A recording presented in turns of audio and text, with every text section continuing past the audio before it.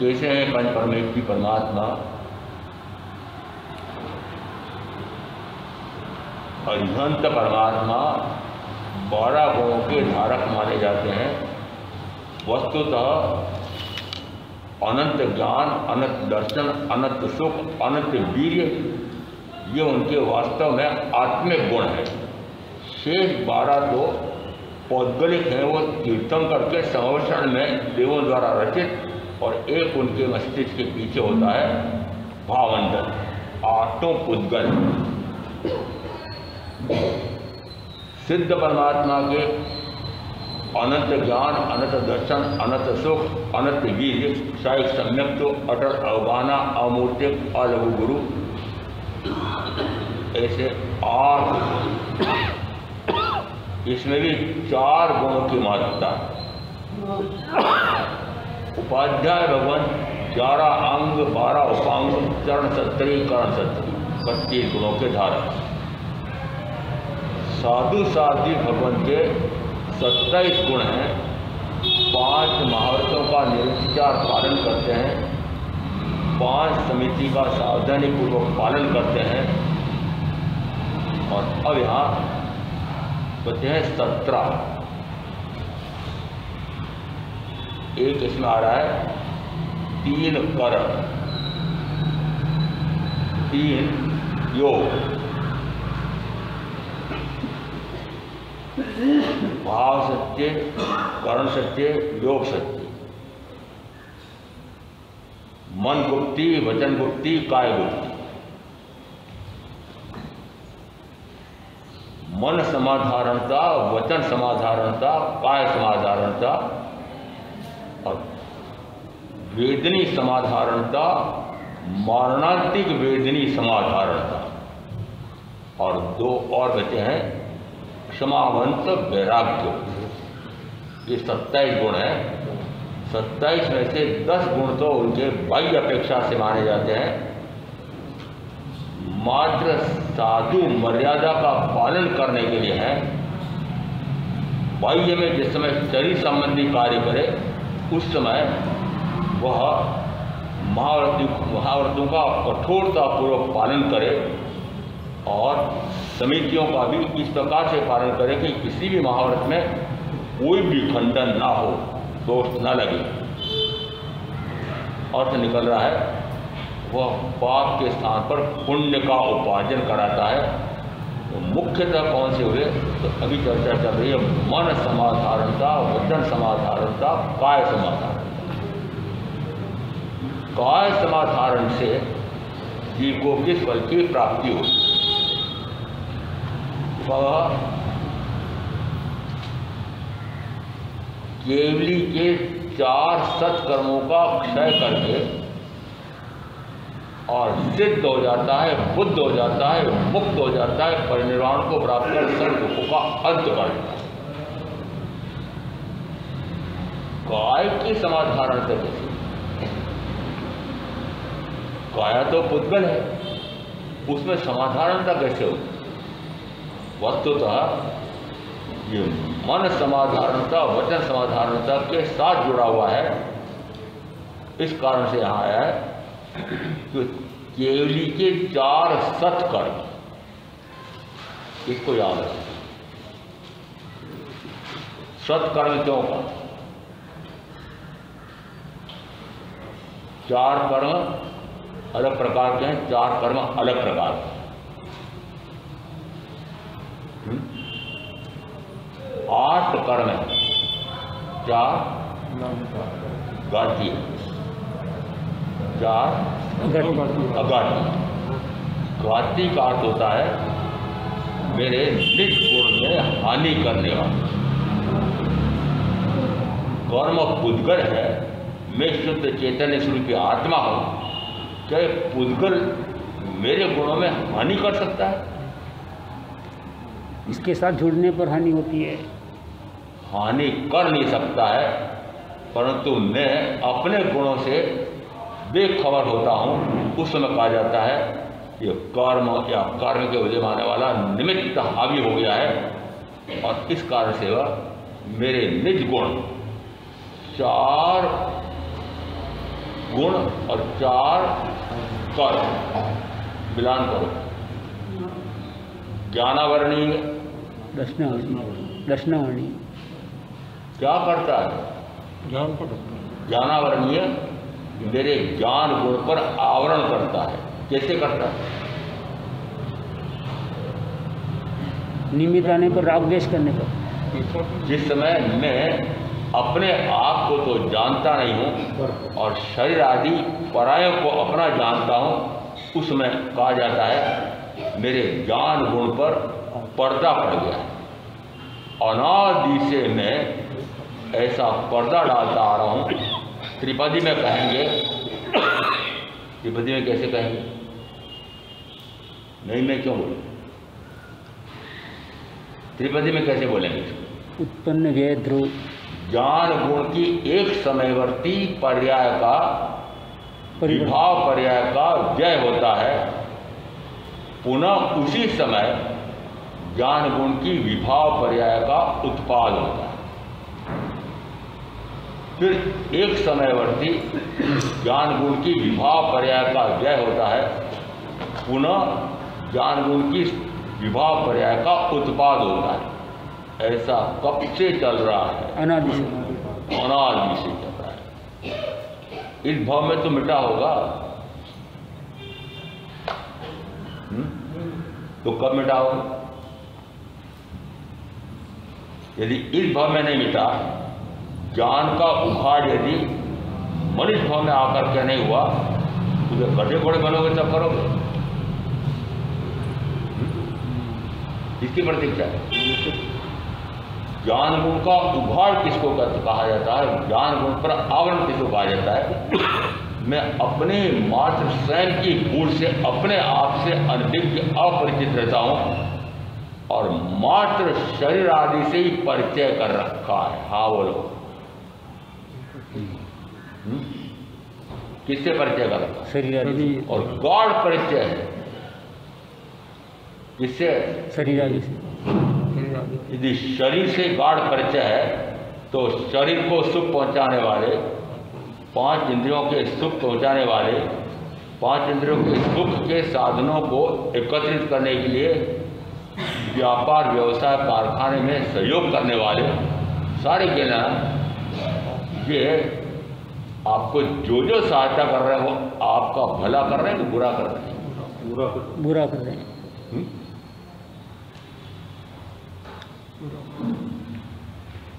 क्या पत्नी आपका बुरा कर रही है प्रेम देकर? हाँ तो बोलो, कोई बात तो मेरे सामने स्वीकार कर लो। क्या पति आपका इतना बुरा कर रहा है कि ठेठ नरक में भेज रहा है? इससे बड़ा और क्या होगा? इससे अधिक अनर्थ क्या होगा? ये पति और पत्नी जीवन भर 5 इंद्रियों के भोग करके एक दूसरे को भोगवा करके और इतने कर्मों का बंद कर देते हैं कि स्त्री तो छठी नार की और पुरुष 60 की नार। इसका अर्थ है आपको पता नहीं लग रहा है, क्यों? क्योंकि भोग बड़े आकर्षक लगते हैं, छूटते नहीं हैं। कितना ही कहो, ज्ञानियों ने इसके बारे में कितनी जगह लिखा हुआ है और मैं भी इतनी बार व्याख्या कर चुका हूँ, पर क्या आपके 5 इंद्रियों के भोग, रसनेन्द्रिय का भोग, स्पर्शेन्द्रिय का, जननेन्द्रिय का भोग छूट रहा है? तो फिर जाओगे ना, मरोगे कहाँ? नहीं छूट रहा तो फल तो बता दो। नरक में। कहाँ जाओगे? नरक में।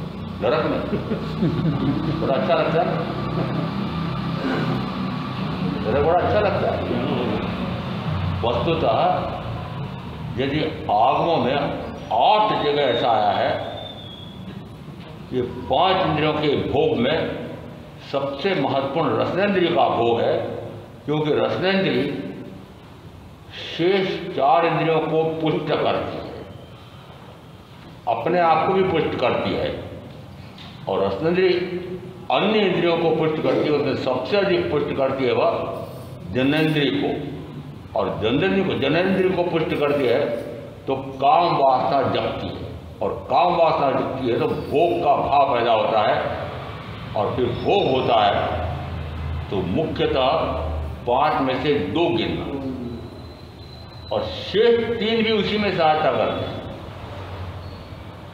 सुरीले बढ़िया बढ़िया गाने सुनना, कर्णप्रिय शब्द सुनना, आंखों से बढ़िया अच्छे दृश्य देखना, पहाड़ियों पर जाना,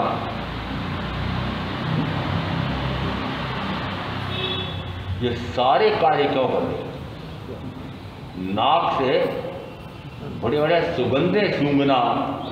अब बगीचे इस प्रकार के रहे नहीं तो इत्र फूले ला करके सूंघते हैं। इसका अर्थ है कि उस 5वीं इंद्रिय के भोग में ये 4 इंद्रियां और मुख्यतः रसनेन्द्रिय भारी सहयोग करती है। इसलिए सबसे पहले विजय प्राप्त करने के लिए क्या कहा कि रसनेन्द्रिय पर विजय प्राप्त करो। और इसलिए साधु साधियों के लिए आगमों में 8 संदर्भ आए हैं कि वह रूखा सूखा आहार ले और वह भी सीमित परिसीमित, रूखा सूखा भी ठूस करके ना खाए, अधिक ना खाए, बार बार ना खाए, अलग अलग दे रखे। इसका अर्थ है इस प्रकार का आहार न ले। और साफ साफ दिया है प्रश्न व्याकरण सूत्र में कि वह दूध, दही, घी, तेल, मीठा का अर्थ हुआ चीनी या शक्कर, खांडसारी, गुड़। क्यों? क्योंकि ये सारे प्रदीप्तकारी है, भोगों को प्रज्वलित करते हैं। ऐसा 8 आगमों में प्रश्न व्याकरण सूत्र में विशेष तौर से आया है। समवाय सूत्र में 9 समवाय आए हैं, उसमें विशेष तौर से आया है। इसका अर्थ है कि नियंत्रण करना है तो सबसे पहले किस पर नियंत्रण करना पड़ेगा? 5 इंद्रियों पर विजय प्राप्त करनी पड़ेगी। जितेंद्रियता सबसे महत्वपूर्ण गुण है। और पंच परमेश्वरियों में से सबसे पहले साधु साधियों ने कहा कि वह 5 इंद्रियों पर विजय करने वाले जितेंद्रिय माने जाते हैं। और ये जितेंद्रियता यदि 5 गुण स्थान पर प्रकट हुई है तो फिर आगे और पक्की होती जाती है। आचार्य भगवत के और पक्का, आचार्य भगवत के और पक्का, और ऐसा करते करते और यहाँ तत्व प्रकट होता है। उस समय लेश मात्र इस प्रकार का भाव, वासना का भाव ही जगता है, भाव में नहीं आता। इसका अर्थ है 5 इंद्रियों पर विजय प्राप्त करना, 4 कषायों को क्रश करना। मुख्यतः जो कर्म का आश्रय बंद कराते हैं, उत्तराध्याय सूत्र के 23वें अध्ययन में केशव कुमार श्रवण पूछते हैं इंद्रवती गौतम को कि वो एक कौन है, ये 5 कौन है, और 5 6 और फिर 4 और कौन है कि आपने इन 10 पर विजय प्राप्त करके आप आनंद से विहरण कर रहे हैं। कौन है? एकप्पा अजिसत्तु कषाया इंद्रियाण्य ते जनुत्व जहानाणम विहराणि अहमुनि। एक अजित शत्रु आत्मा है। आत्मा पर विजय प्राप्त करना बहुत मुश्किल है। क्यों? क्योंकि सूत्रकार स्वयं कह रहे हैं अजित शत्रु, इस पर विजय प्राप्त नहीं की जा सकती। ये तो पुरुषार्थहीन नपुंसकों को लिए कहा गया, वीरों के लिए कहा। यदि आत्मवीर जग जाए तो क्या ये इंद्रियां मुझ पर हावी हो सकती है? तो कषाय के भाव, तो 5 इंद्रियों के विषय के भाव मुझ पर हावी हो सकते हैं। जितने जितनी आत्म जागृति होती जाती है उतने उतने ये अजित शत्रु कही जाती है। तब भी अपने आप के उस ऐसे आत्मा पर विजय प्राप्त की जा सकती। एगो में सासो अप्पा नारदंसन संजो शेषा में वैरा भावा सव्य संजोग लक्षणा। मैं एगो में सासो अप्पा, मैं एक शाश्वत आत्मा कैसा हूँ? एगो में सासो का नारदंसन संजो, ज्ञान दर्शन और चरित्र संपन्न। एगो में सासो अप्पा नाण दर्शन संजो शेषा में बहिरा भावा सव्य संजोग लक्षणा। ज्ञान, दर्शन और चारित्र ये मेरा स्वयं का त्रैकालिक स्वभाव है। शेष सारे बहिर भाव है। शेषा में बहिरा भावा, फिर कहा सव्य संजोग लक्षणा। शेष कौन कौन से बचे?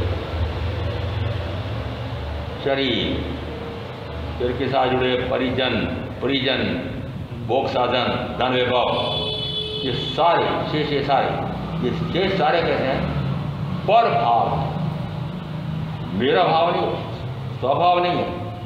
शेषा में बहिरा भावा और फिर कहा सव्य संयोग लक्षणा, ये सारे संयोग लक्षण वाले हैं। अब संयोग किसे का और वियोग किसे का? संयोग का अर्थ होता है आकर के मिलता है, वियोग का अर्थ होता है बिछुड़ता है। तो आपके साथ किस किस का भी संयोग है?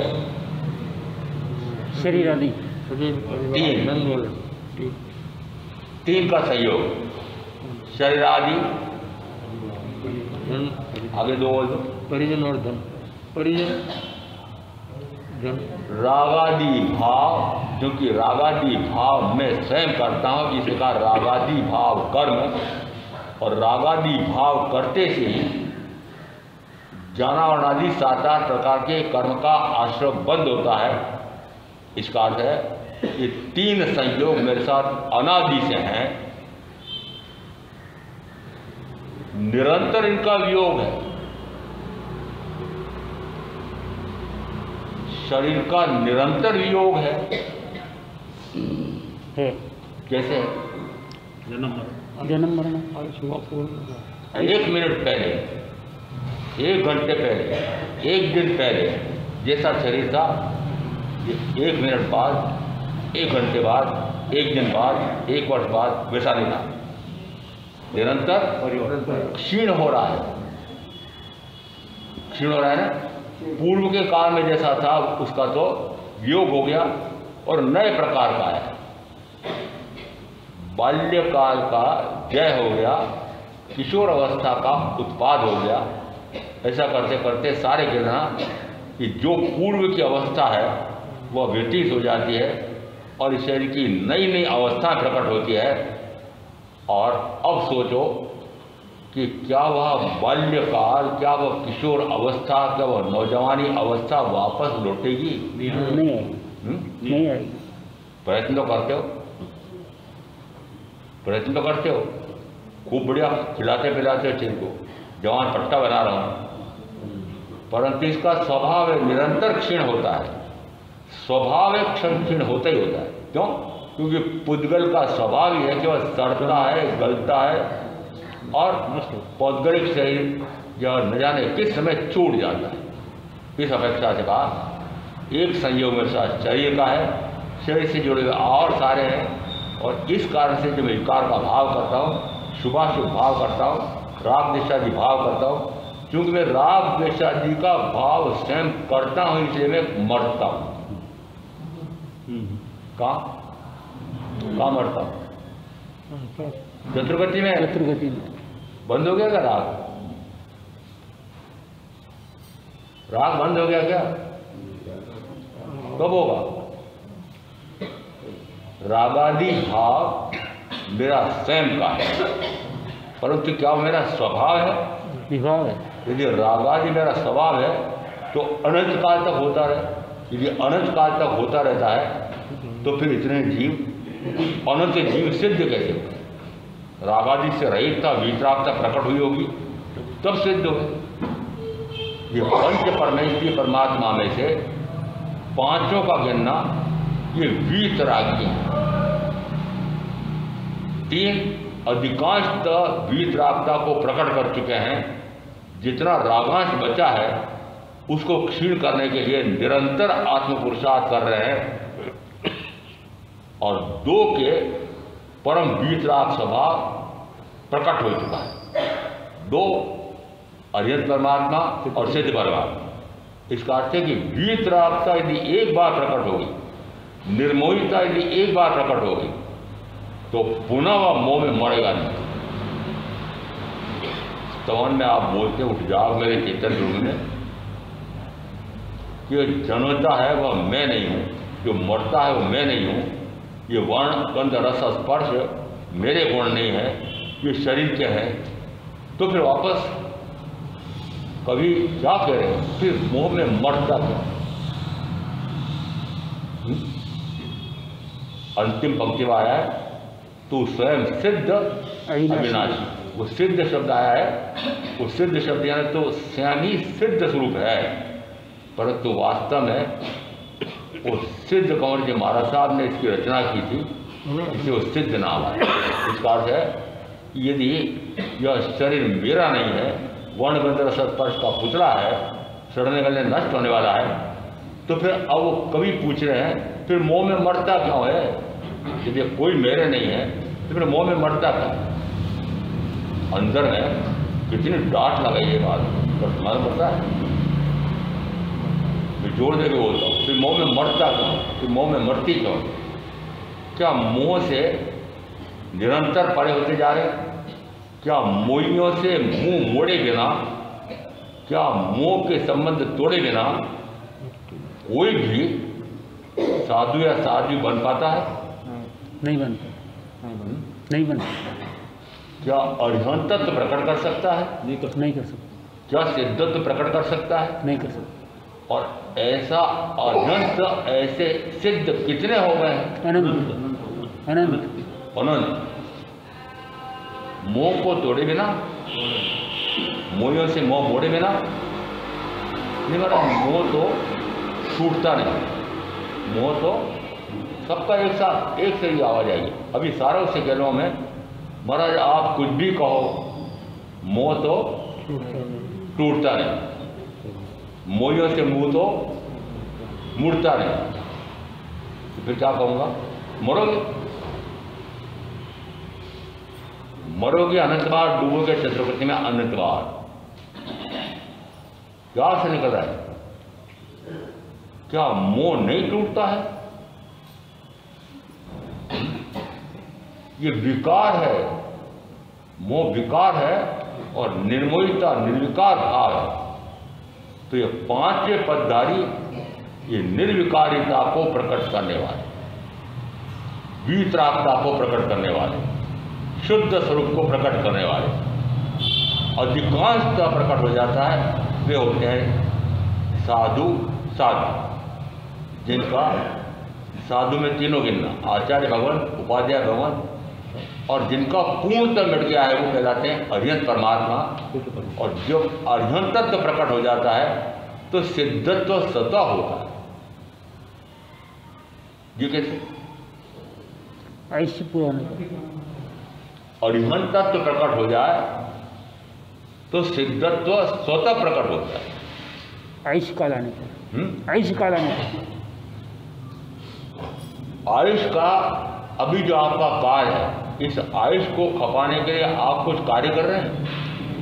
कुछ नहीं करना पड़ता, कुछ पुरुषार्थ करना पड़ रहा है? कुछ नहीं करना। इसी प्रकार से इन अरिहंत परमात्मा, तीर्थंकर परमात्मा का एक एक क्षण करते करते जिस समय आयुष पूर्ण हो जाता है उस समय वे सिद्धत्व को प्रकट हो जाते हैं। सिद्धत्व प्रकट हो जाता है और वे सिद्ध शिला पर ऊपर जाकर के सिद्ध रूप में अवस्थित हो जाते हैं। मन समाधारणता से जीव किस फल को प्राप्त होता है? वह ज्ञान पर्यवान होता है, ज्ञान पर्य प्रकट होती है, और ज्ञान पर्य प्रकट होती है तो सम्यक की विशुद्धि होती है और मिथ्यात्व का क्षय होता है। ये तो 29 अध्ययन में आया है। और कोई इस प्रकार का आगम है क्या जो मैंने बता तो दिया, अगर आप परीक्षा दे रहा हूँ कि और किसी आगम में भी इस प्रकार का आया है तो कौन सा आगम है, क्या सूत्र है?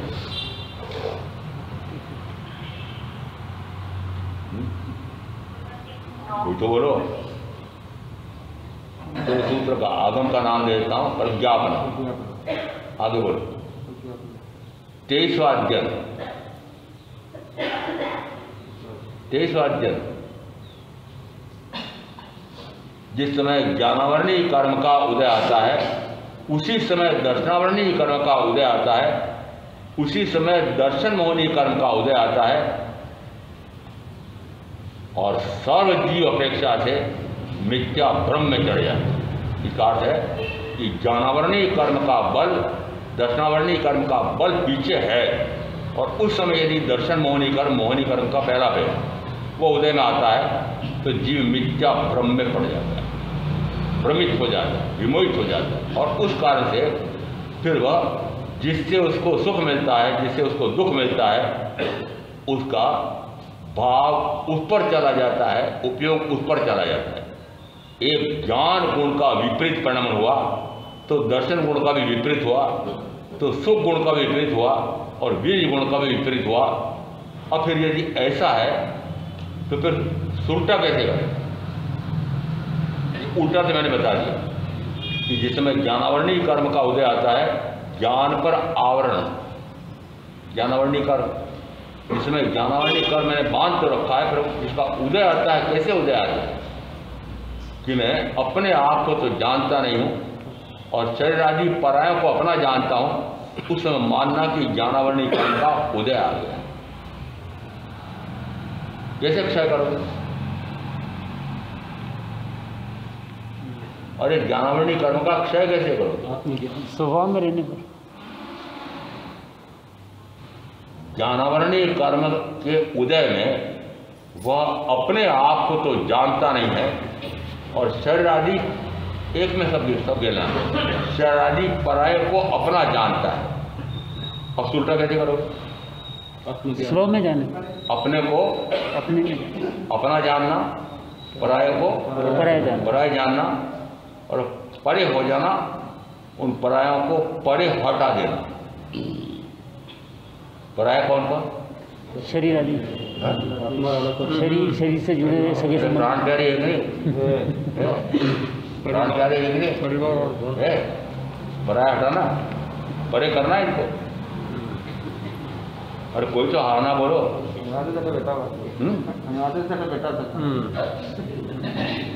छूटता नहीं है, छूटती नहीं है। जिस समय जीव ज्ञान पर्यवान होता है, तो अब यहाँ आ रहा है मन समाधारणता ऐसा हुआ कि जिस समय वो ज्ञान पर्यवान होता है, उस समय वह मिथ्यात्व का छेदन करता है और सम्यक का प्रकाश होता है। अब सम्यक तो पहले कि ज्ञान पहले? ज्ञान पहले, ज्ञान पहले, ज्ञान पहले। आपने सबने आगम में भी इस प्रकार की कथाएं हुई है। वो अपेक्षा से आई है कि वही अपेक्षा से, क्योंकि ये मिथ्या मान्यता वायु में दिखती है, मिथ्या मान्यता वायु में दिखती नहीं है, परंतु अंदर में मिथ्या मान्यता हो रही है, बाहर में दिखाई दे रही है। इसलिए सम्यक्त की महत्ता आई है, परंतु सम्यक्त का प्रकाश होगा कब? कि ज्ञानावरणी कर्म का क्षयक्षम होगा, तो उसी समय दर्शनावरणी कर्म का भी क्षय होगा। ज्ञानावरणी कर्म का क्षय होता है, उसी समय दर्शनावरणी कर्म का भी क्षय होता है। क्या प्रकट होता है? केवल ज्ञान, केवल दर्शन। तो जिस समय ज्ञानावरणी कर्म का पूर्णतः क्षय होता है, उसी समय दर्शनावरणी कर्म का भी पूर्णतः क्षय होता है और उसी समय मोहनी कर्म का भी पूर्णतः क्षय होता है और आत्मा के अपूर्व सुख का आनंद उसी में विहरण करता है, आत्मामृत का पान करता है, 5 इंद्रियों के माध्यम से मिलने वाले जहर को नहीं पीता है। और उसी समय अंतराय कर्म का भी क्षय होता है और वह अपना उपयोग पर पदार्थ पर जाना नहीं देता है, अपने आप का गुण है, अपने आप पर वह स्थिर रखता है।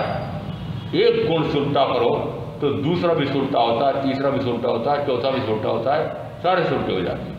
इसका अर्थ है सबसे पहले सुलटा किसको करोगे? उत्तराधिकार सूत्र 32:2 नानस्य सर्वस्य प्रकाशनाय अन्नान्न महोत्सव विजित जनाय रागस्य दोषस्य संकीर्णम एकंत सोखम समवे मोक्षम। ज्ञान का जिस समय सर्वथा प्रकाश होता है, उस समय उस अज्ञानांधकार में प्रश्रय पाने वाला वह मोह विवर्जित हो जाता है और मोह के कारण से, मोह के बल पर ही राग या द्वेष होते हैं। तो मोह यदि क्षीण हो जाए तो राग और द्वेष भी क्षीण हो जाते हैं और एकांतिक सुख प्राप्त होता है। एकांतिक है सबसे अधिक सुख, एकांतिक सुख नहीं, इसके अतिरिक्त और कोई सुख नहीं, ऐसा सुख प्राप्त होता है। किससे प्राप्त हुआ? ज्ञानावरणी कर्म का क्षय करने का। क्षय होता है वह पूर्णता होता है और क्षय क्षम अंश अंश में बढ़ता जाता है। इसका अर्थ है अंश अंश में कैसे बढ़ेगा? अपने आप को अपना जानना, शरीर आदि पराये को पराया जानना। शब्द नहीं, शब्द से अति भाव में। तो जैसे आप शब्द रख लो, करोड़ बार माला फेर लो वो ज्ञान प्रकट नहीं होगा। स्व को स्व जानो, पर को पर जानो और पर से परे हट जाओ। ज्ञान संपन्न की बात आई थी पहले, भूल गए। इसका अर्थ है मन समाधारणता से जीव ज्ञान परिवान होता है और ज्ञान परिवान जीव यह मिथ्यात्व की विशुद्धि करके और सम्यक का प्रकाश करता है। दर्शन संपन्नता, मन समाधारणता, वचन समाधारणता, वाक् पर्यव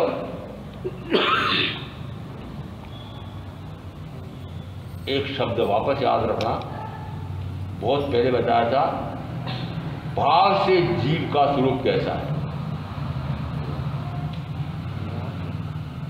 भाव से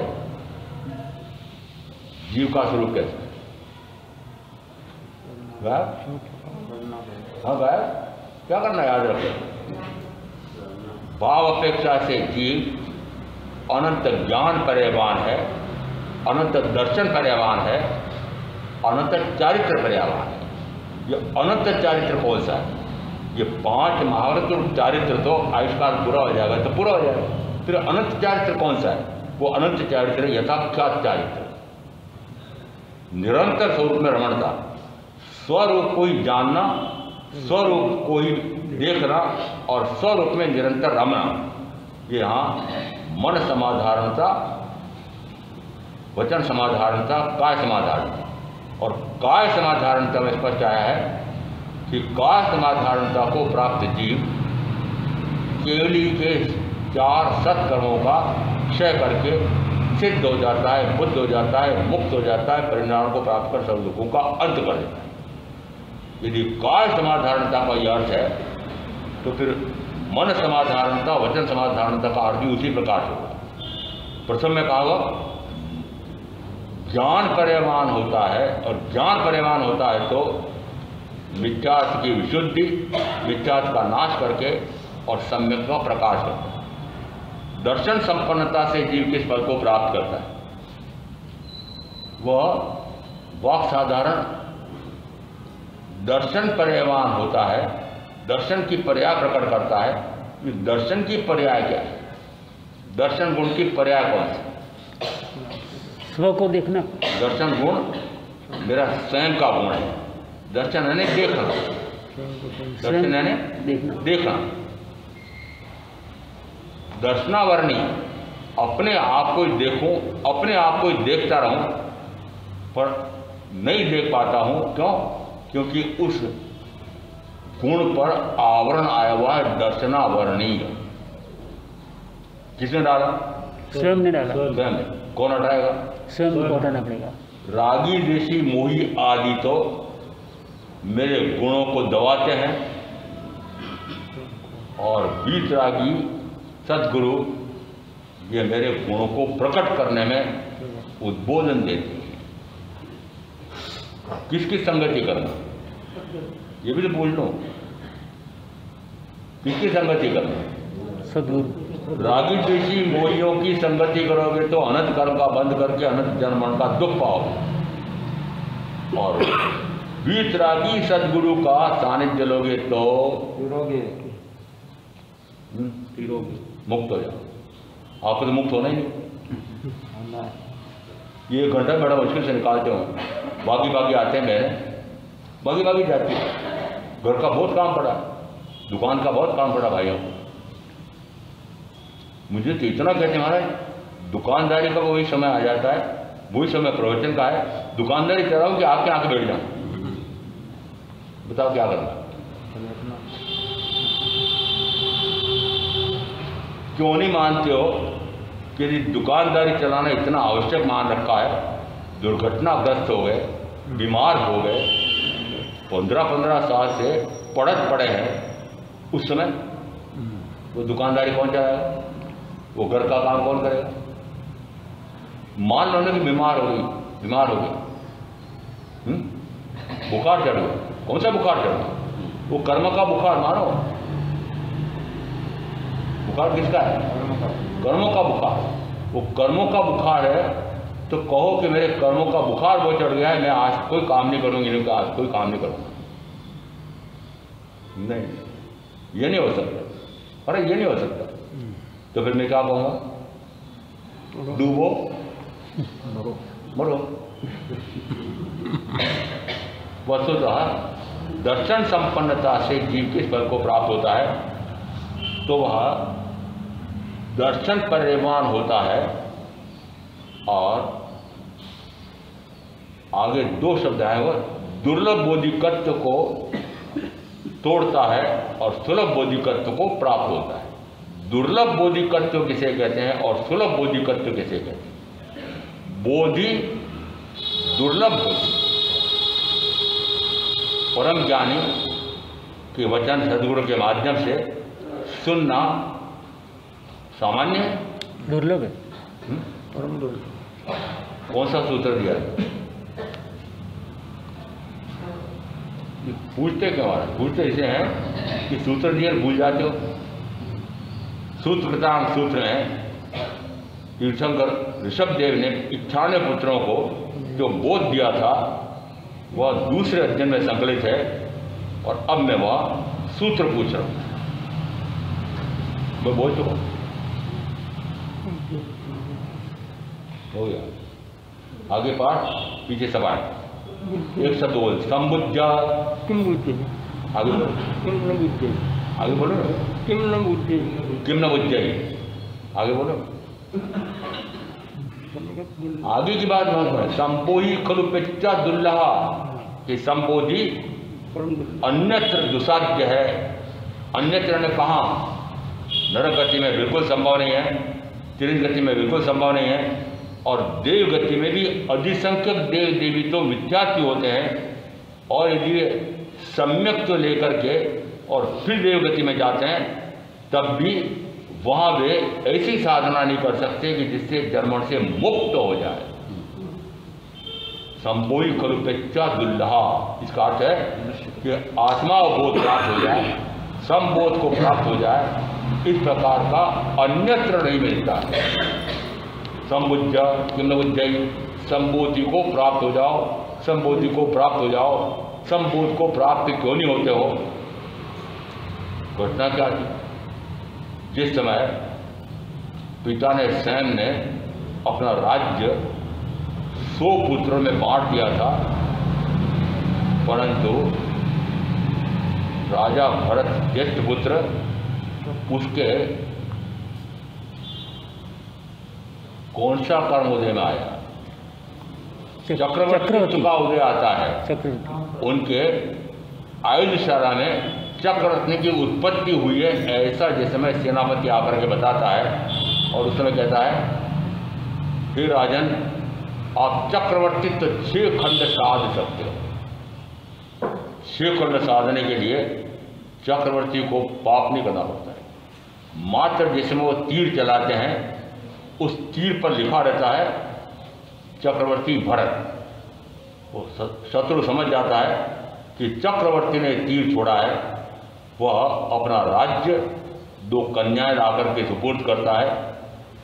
ये इस प्रकार से विजय प्राप्त होती है। कहीं कहीं उनको युद्ध करने की समस्या आती है तो सेनापति युद्ध लड़ता है वे, और वो प्रथमतः जिस समय युद्ध करना प्रारंभ करते हैं उसके पहले 3 दिन का तेला करते हैं, और ऐसी आत्म साधना उपासना करके और फिर तीर छोड़ते हैं। सारे देशों पर उन्होंने इस प्रकार से विजय प्राप्त कर ली, और अब चक्ररत्न को लेकर के वापस महलों में जा रहे हैं। वो चक्ररत्न विलंब घुसता नहीं, तो पता लगा कि सारी पृथ्वी पर तो राज्य नहीं हुआ है, अभी 91 पुत्रों के पास भी तो राज्य है। एक और बाहुबली के पास भी तो राज्य है। जैसी भरत राजा ने उनको सूचना दी कि अपने अपने राज्य मेरे अधीन करो, मेरी अधीनता स्वीकार करो, उसी समय जिसके बाहु में बल है, देखा ऐसे कैसे ले लोगे? मेरे बाहु में बल है, यदि लेना हो तो युद्ध लड़ लो, आ जाओ मैदान। दोनों तरफ की सेनाएं आकर के खड़ी हो जाती है, पर दोनों उसी भाव में मोक्ष जाने वाले। भरत भी बाहुबली की।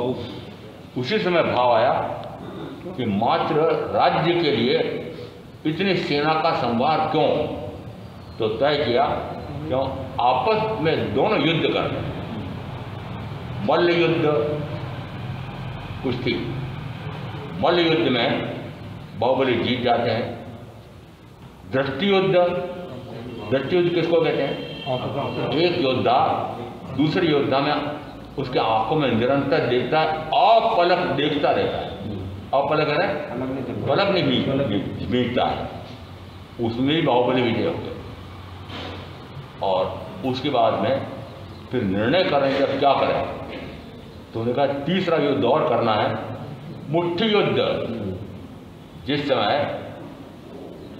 बाहुबली ने भरत को ऊपर उछाला और उन्हें पता है कि यदि गिर जाए तो मर जाए, तुरंत झेल करके खड़ा कर। उस समय राजा भरत थोड़े लज्जित हुए और उसी समय बाहुबली को ये भाव आया कि इस राज्य के लिए मैं भाई की हत्या कैसे कर सकता हूँ। और वो मुट्ठी कहाँ गिरी? वीरों की मुट्ठी उठ गई है तो सिर पर गिरी है, लोच कर लिया है और शरीर की संयम लेकर के उसी स्थान पर ध्यानस्थ खड़े हो गए हैं। शेष 91 उन्होंने सोचा कि जिन्होंने राज्य दिया है वे अभी तीर्थंकर के रूप में विद्यमान हैं, उनसे सलाह ले लें कि क्या करें। उस समय जिस समय वे तीर्थंकर ऋषभदेव के पास आते हैं, उस समय को बोध देते हैं। क्या बोध दिया?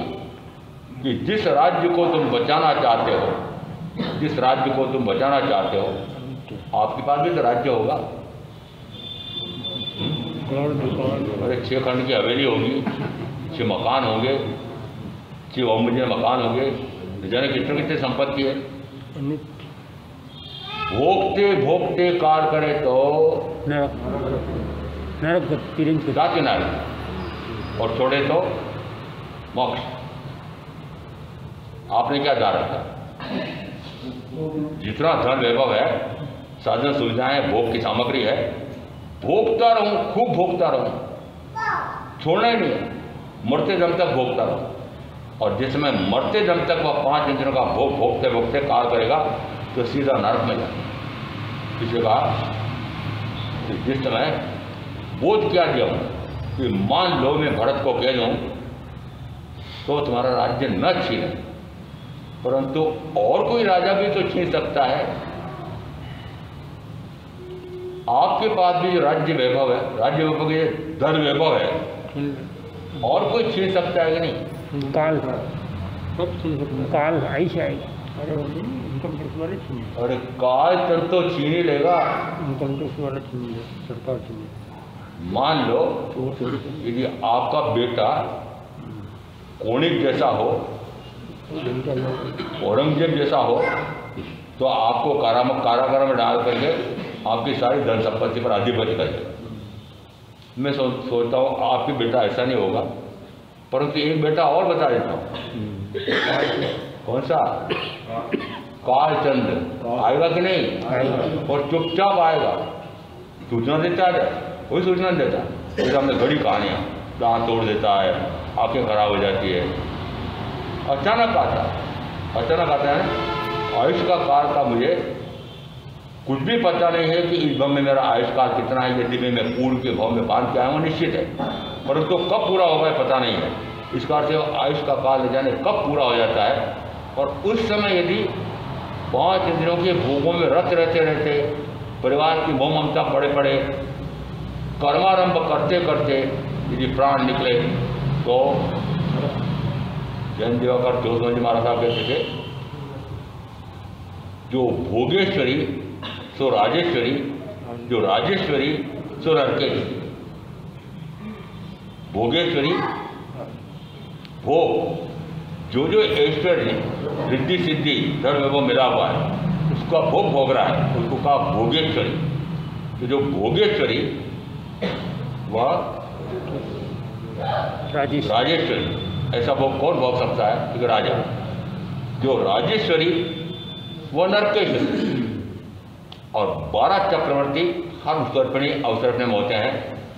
10 तो सर्वस्व का त्याग करके, 6 खंड का त्याग करके, 64,000 अक्षरजी रानियों का त्याग करके और सर्वृत्ति संयम लेते हैं, उसी भाव में मोक्ष चले जाते हैं। दो ने क्या किया? एक ब्रह्मदत्त चक्रवर्ती, उनके पूर्व के साथी भाई, उनको बहुत समझाना है कि तुम इस प्रकार से ये 5 इंद्रियों का चक्कर के भोग भोग रहे हो, ये चक्रवर्ती का सुख भोग रहे हो, ये अनंत कर्म का बंद करके और अनंत भाव में भटकाने वाला है। तुम इन सब का तो त्याग करो और सर्वृत्ति संयम लो। उन्होंने कहा कि मुझे भी समझ में तो आ रहा है, मैं भी जानता हूँ, आप भी कहते हो ना, मैं भी जानता हूँ कि इस प्रकार से कर्म करूँगा तो दुखी होना पड़ेगा। उसी प्रकार से वो बोल रहे, मैं भी जानता हूँ पर मेरे से भोग छूट नहीं रही। आपका क्या होता है? मैं भी जानता हूँ, तो आज आप कौन सी बात बताएं? मैं भी जानता हूँ कि भोग भोगने का दुष्कर नरक है। जानते हो ना सारे? जानते हो जहर खाते हो? खा रहे हो? जहर से तो एक बार मृत्यु होती है, परंतु 5 इंद्रियों का भोग, ये राज्य का भोग, धर्म का भोग, ये भोगते भोगते काल करे तो अभी ब्रह्मदत्त चक्रवर्ती का वर्णन मिल रहा है कि इतना समझाया पर वे नहीं माने और चक्रवर्ती तो नहीं छूटा। उन्होंने कहा और कुछ नहीं कर सकते हो तो तुम आर्य कर्म करो, दूसरे जीवों पर अनुकंपा करो, तो कम से कम तुम रिद्धि संपन्न देव बनोगे। नहीं हुआ, नहीं छूटा। उसमें हम सामान्य से कहते हैं उन्होंने नियाना कर रखा था, इस कारण से नहीं छूटा क्योंकि उनको ये चक्रवर्ती तो नियाने से मिला था। जिस समय सनत कुमार चक्रवर्ती अपनी पत्नी से बंधन करने आए थे, उन्होंने राज्य में कोहरा फैला दिया था। हमें बार बार कहते हैं संयमी हो गए थे, क्या हुआ? है तो चांडाल, है तो चांडाल, है तो चांडाल। तो उस समय उनको भाव आया ब्रह्मदत्त चक्रवर्ती को कि हम चाहे चांडाल कुल में जन्मे हैं पर वर्तमान में तो सर्वृत्ति संयम की इतनी उत्कर्ष साधना कर रहे हैं, ये लोग हमको चिढ़ाते कर। उनको क्रोध आया और पूरी राजधानी में घना काला कोहरा फैला दिया, त्राही त्राही हो गई। उस समय सनत कुमार चक्रवर्ती और पटरानी भी उनको मनाने आते हैं, प्रजा भी आती है। जैसे पटरानी के केश उनके अंगूठे पर छूते हैं, वैसे उनको वासना जगती है, सनसनी फैल जाती है और भाव कर लिया कि मेरे संयम और तप का कोई फल हो तो मुझे भी ऐसा चक्रवर्तित्व तो मिले। मेरे भी संयम और तप का कोई फल हो तो मैं इस भाव में तो सर्वृत्ति संयम नहीं ले सका हूँ, अगले भाव में जरूर ले लूँ। ऐसा यदि आपने भाव किया है तो सर्वृत्ति संयम तो अगले भाव में ले सकते हैं, आगे नहीं होगा। क्यों? आपने अपने संयम और तप का फल सीमित कर दिया। इस भाव में तो मैं श्रावकत्व तो नहीं ले सका हूँ, अगले भाव में ले लूँगा तो वहीं तक रहोगे आगे। इस भाव में तो मैं सम्यक का प्रकाश नहीं कर सका हूँ, पर मेरे संयम का और तप का फल हो तो मैं अगले भाव में सम्यक भी हो जाऊँ। सम्यक भी हो जाएगा, आगे कुछ नहीं हो। इसलिए अपने इस संयम और तप का जो आपने संयम तप किया है उसका फल मत मांगो। फल की आकांक्षा, यदि फल की आकांक्षा के साथ आप तपस्या साधना कर रहे हैं तो वह धूमिल हो जाती है, उल्टा फल आता है। इस कारण से जैसे ही उनके बालों का स्पर्श होता है, सनसनी फैलती, वासना का भाव जग जाता है और नियाना कर लिया, यदि मेरे संयम और तप का कोई फल हो तो ऐसी पटरानी का मैं भोग हो। अब ऐसी पटरानी किसके हो सकती है? चक्रवर्ती। अगले भाव में चक्रवर्ती। सोचो कि जो आपको रिद्धि संपन्नता प्राप्त हुई है, ये रिद्धि संपन्नता प्राप्त करना नहीं है, वस्तुतः ज्ञान संपन्नता, दर्शन संपन्नता, चारित्र संपन्नता, मन समाधारणता, वचन समाधारणता और अब काय समाधारण। वचन समाधारण से जीव किस फल की प्राप्ति करता है? तो कहा वह दुर्लभ बोधिकत्व को समाप्त कर देता है और सुलभ बोधिकत्व को प्राप्त हो जाता है। दुर्लभ बोधि किसके कहते हैं कि बोधि प्राप्त करना ही कठिन हो, कठिन से कठिनतम हो, ऐसे इसको कहते हैं दुर्लभ बोधिकत्व। आप सारे दुर्लभ बोधिकत्व को प्राप्त हैं कि सुलभ बोधिकत्व को प्राप्त? आपको केवली प्रज्ञप्त वाणी सुनने का स्वर्ण अवसर मिला है कि नहीं? मिला है। मिला है। जो जो जैन कुल में जन्मे हैं उनको बोधि प्राप्त हो सकती है, सुलभता से प्राप्त हो सकती है। केवली प्रज्ञप्त वाणी सदगुरु का योग है। परंतु क्या उस वाणी को सुनते हो? क्या उस वाणी को सुन करके श्रद्धा करते हो? क्या श्रद्धा करके वापस निर्दात करते हो, पराक्रम लगाते हो उसमें? कि नहीं। इसका अर्थ है कि सुलभ बोधिकत्व की प्राप्ति हुई है और वापस उस निमित्त का केवल प्रत्यक्ष वाणी और सदगुरु का योग, इन निमित्तों को आप ध्यान नहीं देते हैं तो वर्तमान में आपको सुलभ बोधिकत्व की प्राप्ति हुई है और सुलभ बोधिकत्व की प्राप्ति होकर के और आप इस प्रकार की साधना कर सकते हैं कि एक भाव करके और मोक्ष चले जाएं। परंतु उसके साथ पर आपको संसार के काम, परिवार के काम, भोगों के काम, उसमें रस आ रहा है। तो वर्तमान में जो सुलभ बोधिकत्व प्राप्त हुआ है वह दुर्लभ बोधिकत्व में परिवर्तन हो जाएगा। अनंत भवों तक वापस आपको सुलभ बोधिकत्व प्राप्ति नहीं होगा। ये वचन समाधारण का फल आ रहा है। काय समाधारण का अर्थ है कि वह केवली प्रज्ञप्त 4 सत्कर्मों का क्षय करके सिद्ध हो जाता है, बुद्ध हो जाता है, मुक्त हो जाता है, परिणाम को प्राप्त कर सब दुखों का अंत कर देता है। मन समाधान